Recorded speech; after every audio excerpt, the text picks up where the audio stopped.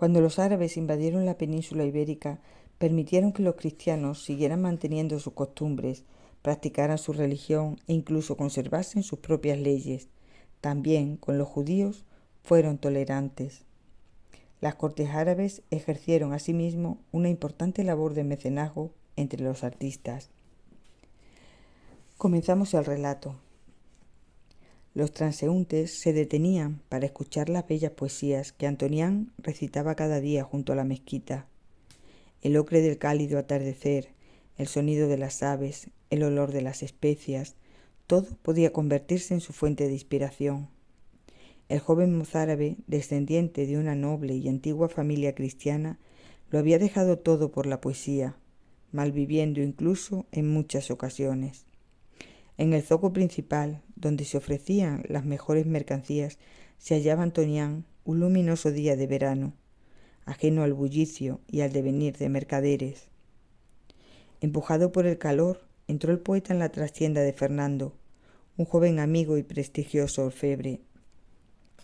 Desde allí se podían ver los puestos repletos de las más exóticas especias traídas por intrépidos mercaderes del lejano oriente.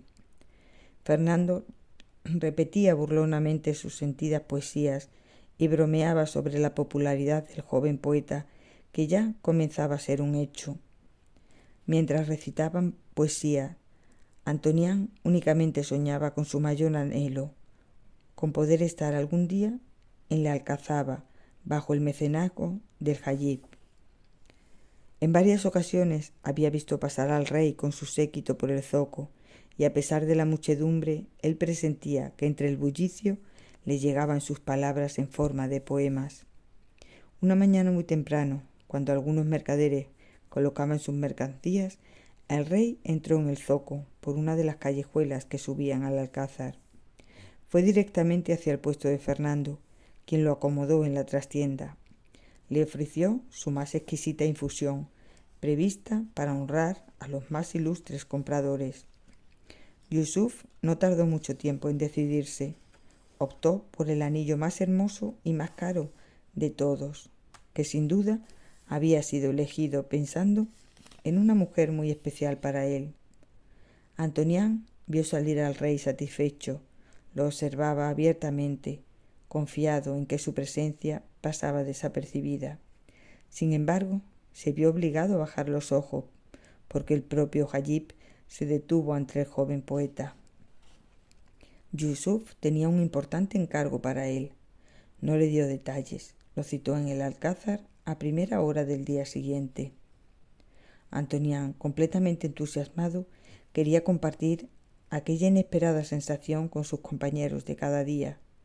Entró directamente hasta la trastienda de las especias, allí donde preparaban las hierbas aromáticas, donde la intensidad y la mezcla de olores los hacía reconocibles, y allí celebraron la inesperada propuesta.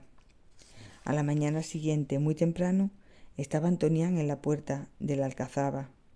De inmediato fue conducido por la guardia de la fortaleza hasta el salón de recepciones, donde Yusuf lo aguardaba. En aquel corto trayecto tuvo tiempo Antonián para admirar la exquisita decoración. El joven mozárabe estaba inquieto ante un acontecimiento que podría cambiar su vida. Le angustiaba la primera impresión y le preocupaba ese gesto arrogante del rey del que todos hablaban. El Hajib comenzó a hablar en un tono comedido e incluso respetuoso. Antonián lo escuchaba atento, y a medida que hablaba, la realeza quedó atrás, dejando paso a un hombre enamorado que pretendía regalar los más bellos poemas de amor a su amada. Antonián estaba encantado con aquel encargo tan especial y solo quería empezar cuanto antes. Sin embargo, había un pequeño contratiempo. Debía escribir los versos sin haber visto a la mujer para los que estaban dedicados. Yusuf se la mostraría con palabras.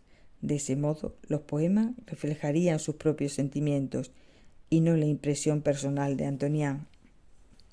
El joven poeta nunca había conocido algo igual, pero se trataba de una nueva e insólita experiencia que no quería dejar pasar.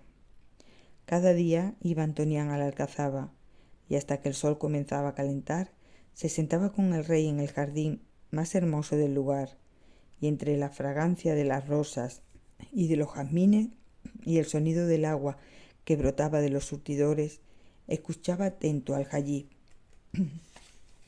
Yusuf describió con detalle cada parte del cuerpo de Zaina, su sonrisa, su forma de hablar y de moverse, accediendo incluso hasta lo más profundo de sus pensamientos. Antonián llegó a rozar los mismos sentimientos que el propio Yusuf albergaba y llegó a conocerla tanto como el propio rey. Después de varios meses de confidencias, de entendimiento, la obra estuvo terminada y Antonián pasó por el taller para dar el último toque a su trabajo. Yusuf recibió entusiasmado el magnífico libro de poesía, suntuosamente encuadernado, en cuero y madera tratada, con incrustaciones de marfil.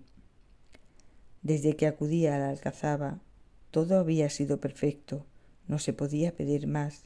Tan solo un detalle, o más bien un deseo, se le escapaba: la enorme curiosidad que sentía Antonián por conocer personalmente a la bella y misteriosa Zaina. Le resultó imposible contener su anhelo por mucho tiempo. Una tarde, antes de salir, se acercó al harén y esperó agazapado hasta que las puertas se abrieron. No hizo falta que nadie se lo indicase, la reconoció enseguida. Al fin pudo contemplarla. Era tal y como él había imaginado. Antonián permaneció allí escondido, observándola. Por un instante sus miradas se cruzaron. Frente a frente, y aún sin haber pronunciado una sola palabra, Antonián tuvo la sensación de conocerla desde mucho tiempo atrás.